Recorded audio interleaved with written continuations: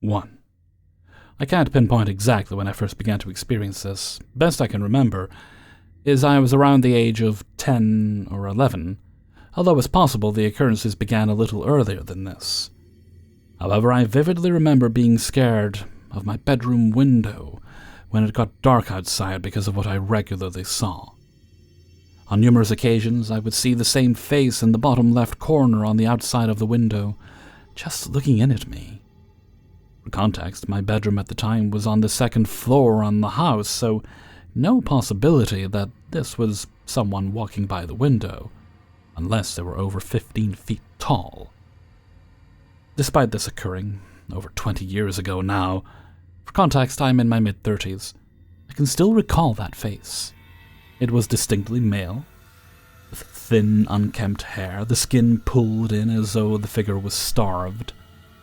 If I had to age the figure, my best guess would be in its 30s, maybe 40s. Oddly, the one detail I can't remember is the eyes. The reason I can remember this much detail is because it was always the same face, always in the same position. Seeing this figure always gave me a sense of dread, and I would do whatever I could to pretend it wasn't there watching me. I would suddenly glue my eyes to my TV or pick up a book and start reading, hoping it would leave me alone. I didn't have curtains in my bedroom, so I didn't have that as an option back then. And whenever I called my parents to check, they never saw anything, and simply passed it off as my mind playing tricks on me. That dread I felt whenever I saw the figure would stay with me for the rest of the night until I managed to fall asleep. When I did sleep, I would have upsetting dreams almost every night, dreams of being chased and, in a lot of cases, killed. I remember speaking to my therapist about a recurring dream. I was chased and thrown off a bridge I had to cross on my walk to school, but they didn't read much into it. To this day, I have issues sleeping. My partner has mentioned several times I have a tendency to whimper in my sleep, as if frightened. I can never sleep through a full night either, waking up at least 2 or 3 times for no reason. I also still try to avoid going past windows at night, unless the windows are drawn first, and even then I still feel slightly uneasy. It wasn't just seeing the figure in the window either. There would be occasions I would turn on the light in my room, but it wouldn't work. It would turn on and the bulb would do something, but the light was very dim. Just a dark orange glow, barely lighting anything up. The first time this happened, I instinctively knew something was wrong, and every subsequent time instilled that same anxiety. The bit I never got to understand was why it happened. Every time it did, I would quickly turn the light back off and call my parents. They would come up and turn the light on for me, and everything worked fine. It was only ever when I was alone the light played up like this, just as it was only ever when I was alone I would see the figure in the window. As if it was trying to mess with my head, or just didn't want to make its presence known to everyone else. After several years of this, my sister started to become frightened of a great figure stalking my father around the house, which only she could ever see. On one occasion, she started screaming and crying for apparently no reason. When we managed to calm her down enough to speak, she told us she saw the figure reaching out, trying to stab my father in the back. It was at that point I definitely knew something wasn't right and confided in the school chaplain. We weren't a religious family in any sense, but I attended a Catholic high school, and at this point I didn't really know who else to turn to. The school chaplain came over to the house and blessed the premises. Whilst it wasn't a full exorcism, he did make sure to bless every room, anointing the doorways with holy water. Whatever it was we experienced in that house, all the strange occurrences stopped following the visit from the chaplain. We moved house roughly 18 months after that. I have lived in several houses since then and have never experienced the figure again. But as mentioned, I'm still anxious about going near windows at night, so its effects upon me are still very real. Whatever it was I did experience, what my family experienced, I can't say for sure. Perhaps a ghost, or some malevolent entity. I really have no idea, but I wanted to share my experience nonetheless. 2. This has been happening all year, and it's almost time for me to leave my dorm for the summer. The school year ended so quickly. I've been wanting to share this, but it has been happening too much. It didn't bother me. Until now, where the damn thing, walked to my door and then just stopped and walked again for a hot 3 minutes, and it freaked me out. So I need a way to cope right now. When I first moved here, I was alone. My roommates are older than me, so they were out with their friends and stuff. I'm the fresh meat, so I was just in my room, reading some comics and playing games, enjoying my own little space away from home. Well, a couple of hours pass, and it's nighttime, and I'm still alone. I had to use the bathroom, and when I went in to do my business, I heard these footsteps. Someone was in high heels, and of course, I didn't think much of it. Just a person, or so I thought, walking in the hallways in high heels. The thing that kind of threw me off was the fact that the hallway floors are made of carpet, and it sounded like they were walking on a solid tile floor. The footsteps were very loud, and the bathroom is far from the hallways. But again, didn't think much of it, and continued with the rest of my night. The next day, I was still alone, my roommates were still out, and I had to use the bathroom again. And as I heard those same exact footsteps, loud high heels, just like the previous day. Still didn't think much of it. Was a tad bit creeped out, given that it was dead silent and they weren't talking or anything of that sort. This time I hurried up and just went in my room. I know that seems weird, but I'm freaked out very easily. So the next day I was still alone, had to use the bathroom again, and this time it was so much more creepy. I heard the footsteps again, only this time they sounded like they were in my dorm, and right in front of the bathroom. So I of course called out, and immediately the footsteps stopped, and it was just dead silent. My heart was beating so fast from the previous encounters, if that's the right word to use. I thought it was one of my roommates, so I called out again. Nothing. I hurried up and finished and slowly opened the door to find no one there. I was scared, bro, because I didn't hear any breathing or someone walking back. They just stopped, and I didn't hear them again for the rest of the day, which creeped me out more. So finally, the next day, one of my roommates comes back in the dorm, and I was very happy. We introduced each other, talked a bit, and hung out, and then I gathered the courage to ask him if he was in the dorm the previous day, to which he said no. Now, I didn't crap my pants on the spot because it could have been one of the other roommates, but I kept his answer in the back of my head, and I didn't tell him about what happened the previous days, since I felt like I would ruin the vibe of the fun we had. Like him thinking, "Ha! This guy's an idiot."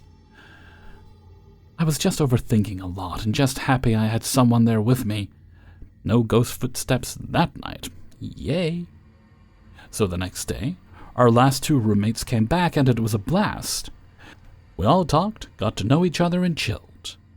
So then I asked my other two roommates if they were in the dorms the days I was alone, to which they said no as well. And that's when I kind of crapped my pants.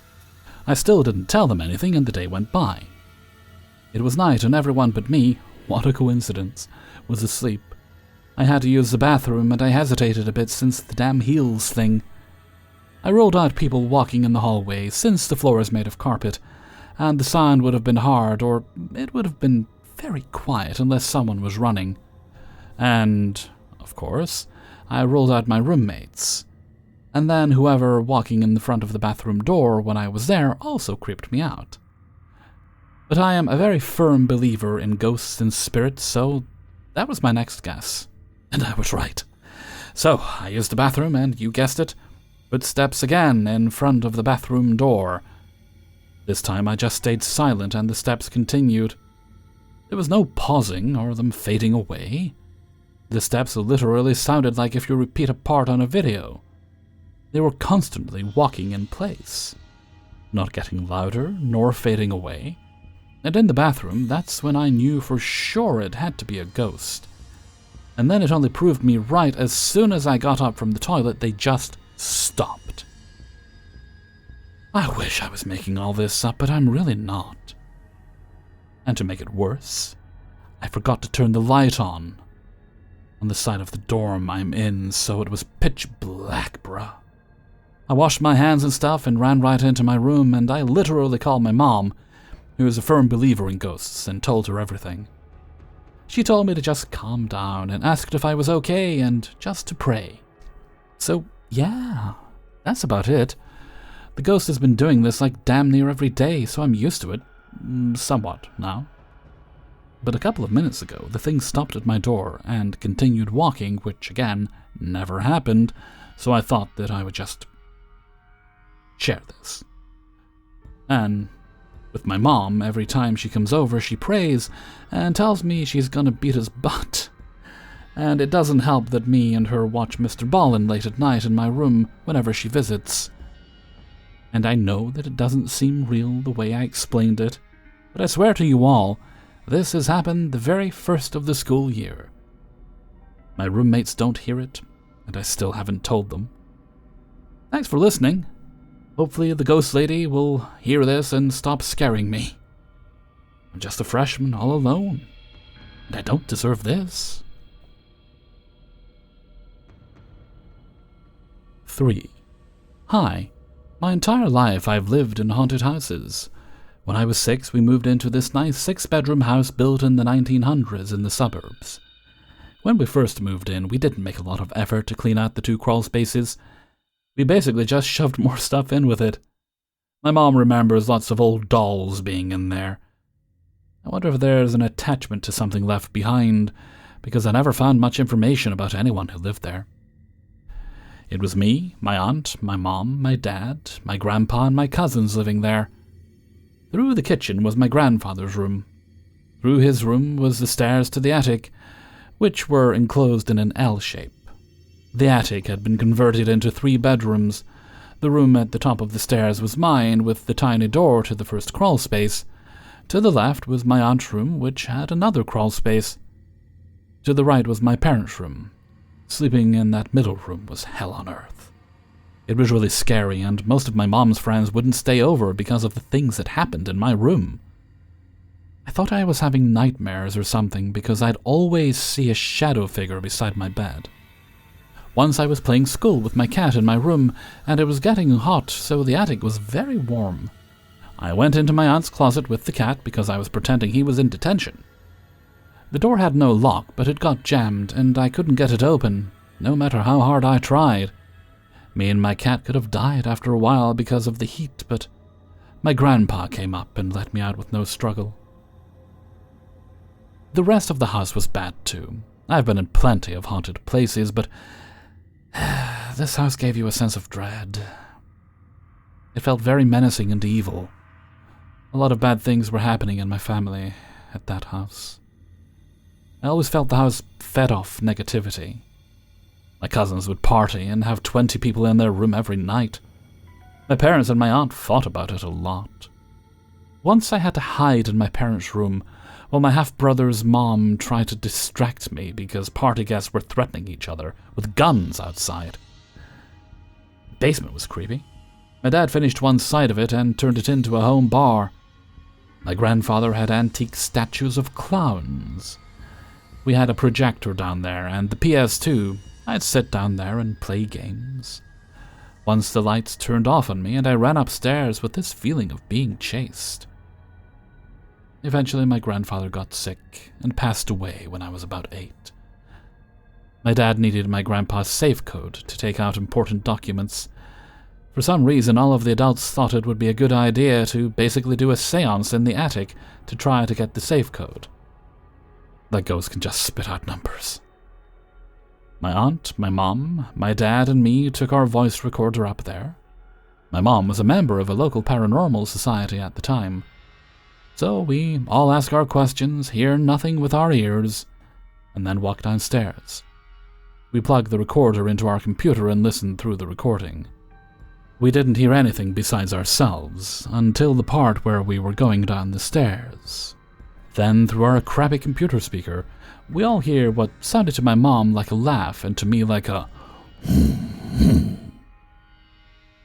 in this deep, demonic voice, almost like a pig or something. My mom said, no more recording upstairs. The only not terrifying experience I had there was feeling someone petting me really gently while laying on my grandfather's recliner. A year or two later, we got a dog. I was still sleeping with my mom, but at this point, my dad was always at the bar and slept in the living room. Me and my mom were in her bed and my dog was chewing on a bone. The cast-iron 400-pound bed frame started shaking violently. My dog's bone flew onto the ground after the shaking started. We called the dog up to the headboard and she came up and laid between us. The bed was shaking for a good minute. My mom said the bone must have caused it, but even then it made no sense. Later she admitted she just didn't want me to be scared. We checked online the day after and saw there were no earthquakes in the area, and nothing else shook anyways, just the bed. One night, the door was open between my parents' room and my room. My mom said she saw a shadow figure go from the stairs to the crawlspace door. Years later, my parents split and me and my mom moved out and my aunt stayed. Her boyfriend moved in with his kids.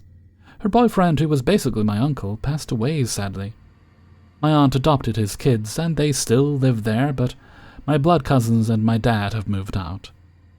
I went back to visit after he passed and had renovated a lot of the attic, and it felt different. A lot less heavy. The entire time I lived there, I'd race up and down the stairs to my room. I felt chased. My aunt asked me if I ever told them anything to scare them. I said no, and asked what she meant. I'm a good cousin, after all. She said both of the kids race up and down the stairs like I did. A few months later, and my dad was thinking about this Komodo dragon print he bought from a local photographer. He remembered he left it in the crawlspace. He texted my aunt, asking if she could find it, and when my aunt got to the top of the stairs, it was neatly placed next to the crawlspace door. No one read her text or would know where to find it. I think about the house still. I have nightmares about it and the entity that lived in it. I don't think anything as scary as what we went through has happened since at the house. I'm not a Christian, but if demons are real, it was in that house. 4. So I have very bad insomnia, which leads to me staying awake most nights. This happened a couple of weeks ago. We recently changed the flooring in the house from regular carpet to wooden flooring.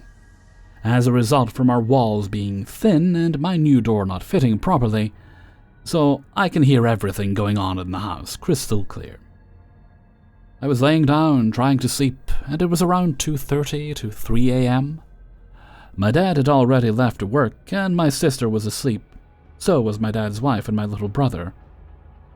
The thing is, my little sister's door makes a loud creak when it opens, and I can always hear any door in the house opening since it's a small house, and my room is almost in the middle. Well, as I'm laying there with the house dead silent, suddenly there's a shuffling sound coming from the living room, which is just outside my room. It's just going in circles around the living room. It's not footsteps, it's shuffling. The closest sound I can describe is when my little brother gets upset and instead of walking like normal, he shuffles his feet by not taking footsteps and instead sliding his feet across the wooden floor. The other sound that is similar to what I heard is when I wear my jeans without shoes, the length of them is too long for me, but that's how I like them. That, however, makes it so that even when I take a step, the jeans don't get off the floor and drag and create a shuffling noise. Back to what happened. I keep hearing a shuffling noise and it's not consistent. It kind of shuffles for a bit, then stops, then shuffles, then stops. And it does this just going in circles in the living room. The kitchen is tile, so there would be no shuffling. I thought when I first heard it, great, rats in the house. But no, it doesn't seem to go to the tiles, it just keeps shuffling around in circles in the living room. It gets worse, because then I start to hear it shuffling closer to the hallway where my door is at. Now, my little brother will sometimes run down the hallway with his fingers and nails on the wall, so I know what it sounds like when someone is running a hand or nails or something against the wall. And since my room wall makes up part of the hallway, it resonates loudly in my room. Whatever it is starts slowly running fingers or something across the wall, slowly moving to my door. It's moving its body or what sounds like a hand across the hallway wall slowly, until it reaches my door. Then it goes quiet for what feels like a couple of minutes. I think whatever it is has stopped and gone away. That's when I hear something scratching at my door. It's not fast or frantic scratching, it's slow, purposeful scratching. Just slow scratching from the top of the door to the bottom and repeat. After a while of that happening, I hear it shuffling back to the living room. It quickly turned into a cycle. It would just shuffle around in the living room, then after a while, it would scratch the wall to my room and scratch at my door, then back to the living room. This cycle kept repeating until sometime in the morning. I started seeing the first sign of light, and basically as soon as the first sign of light came, I mustered up the courage to leave my room and check. There was nothing there. All the doors were locked. And like I said, my room is dead in the middle of the house. The walls are thin and my door doesn't fit properly, so I can hear any of the doors open, and it's something I've grown used to. I would have been able to hear if anyone opened one of those doors, but that never happened. I'm sure it was probably a big rat, but I don't know any rat on the West Coast that would just shuffle around the living room.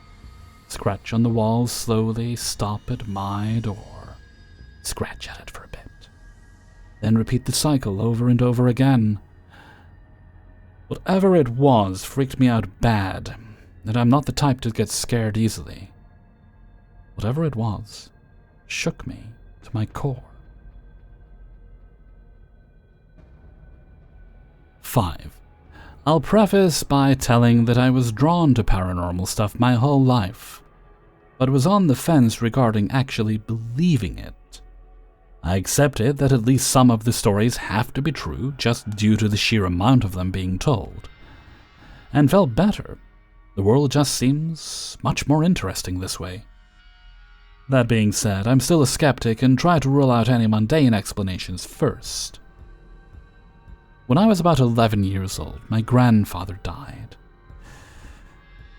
He was an abusive alcoholic and lived with my grandmother in a village.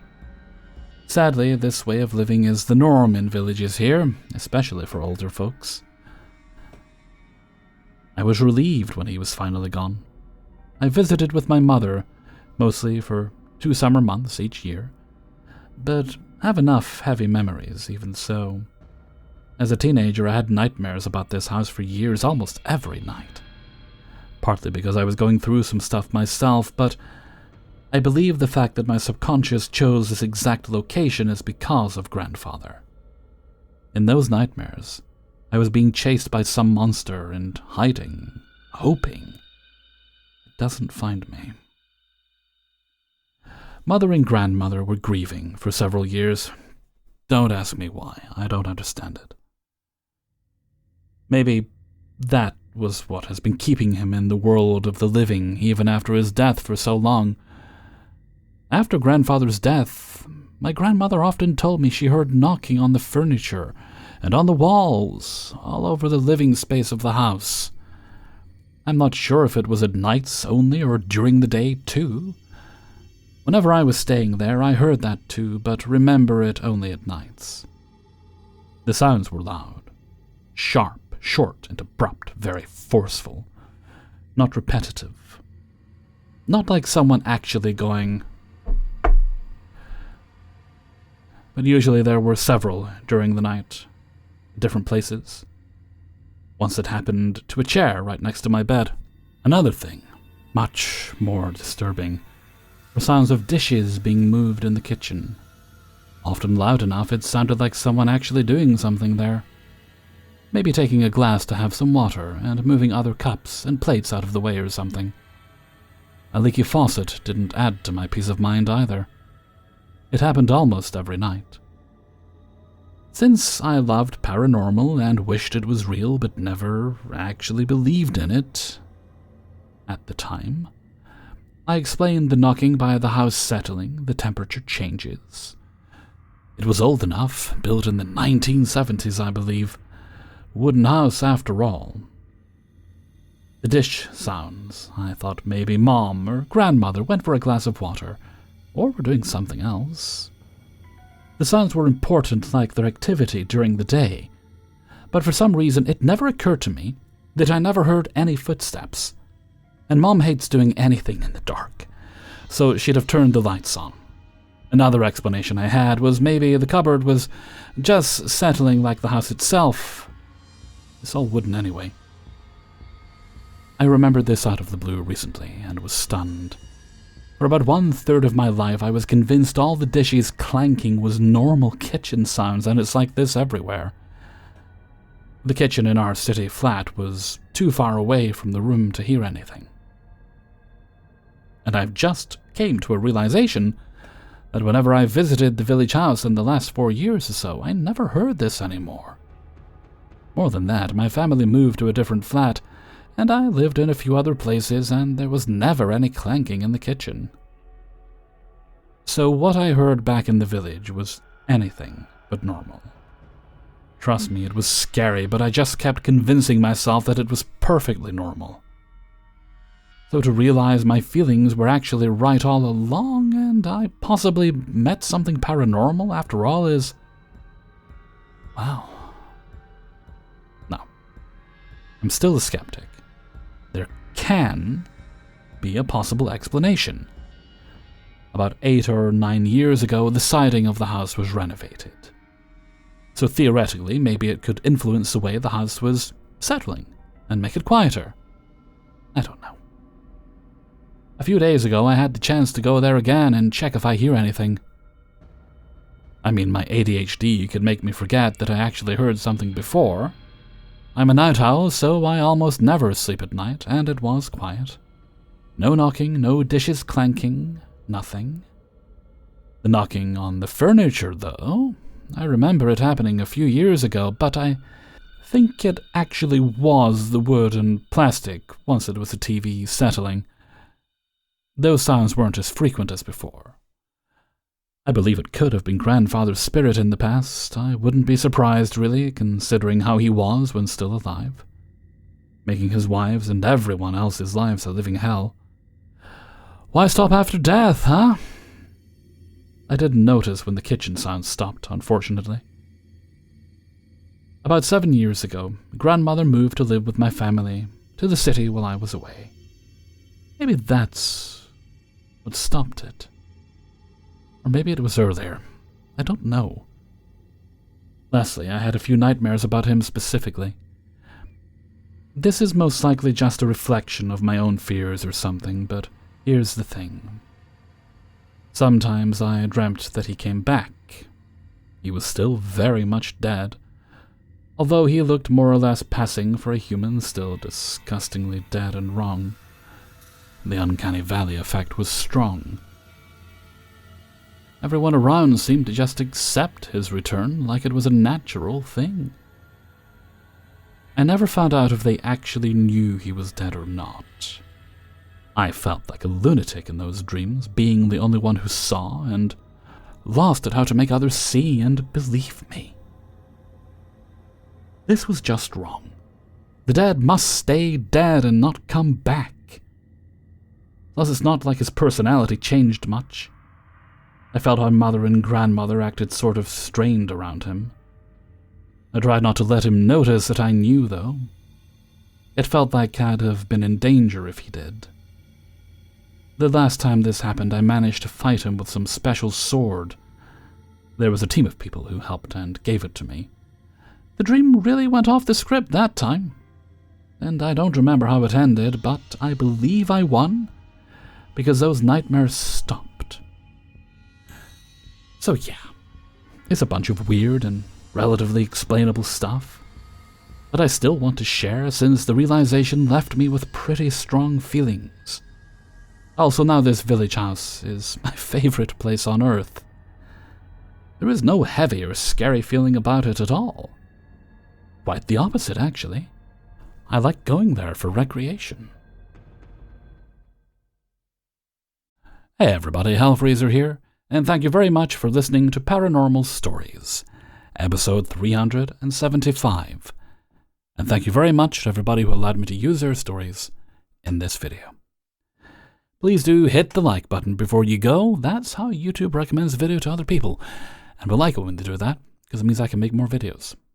And if you want early access to these videos, easy enough to do, just support me on my Patreon page, which is linked in the description.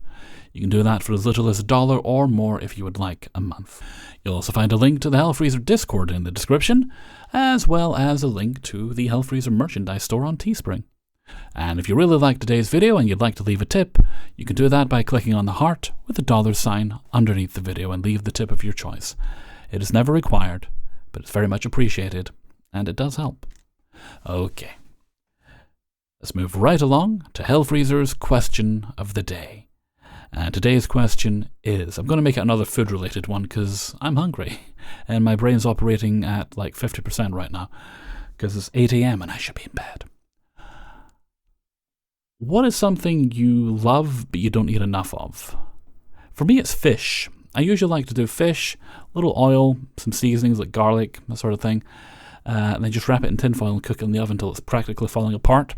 Then I have it on a bed of rice, and I drizzle all the juices from the fish all over the rice. And sometimes I'll have broccoli or green beans with that as well.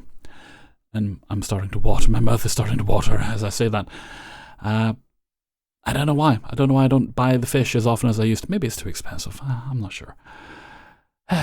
I'm gonna have to find some fish the next time I'm shopping. But anyway, that's mine. Why don't you let me know what you think in a comment below? Give me your ideas, and I will steal them and eat them. Not that I would ever steal food, of course. And before we go, let's have the answer of the day from a previous video. And this was in relation to favourite replacement actors, like which one did you prefer? I think the actors cited were Dick York and Dick Sargent from I Dream of Lucy on the Dick Van Dyke Show, or something like that. As I say, my brain is not operating at top capacity right now. I think I mentioned Being Human and a bunch of other shows as well, where there'd been...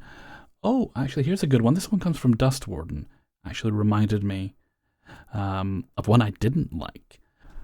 I didn't much watch Bewitched, and it's been a while for me too. Don't remember either Darren clearly.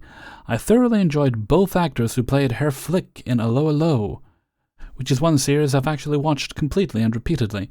Now, that show had quite a few replacement cast members over the years. It was quite long running. Some of the actors were a little older, and people did pass away. And in other cases, people just left, and other people were brought in. I remember with Monsieur Leclerc, they replaced him. Jack Haig played him originally.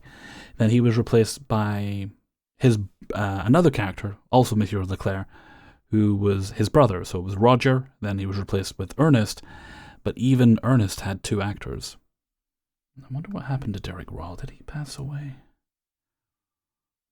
He died in 1990, so I think that's very likely.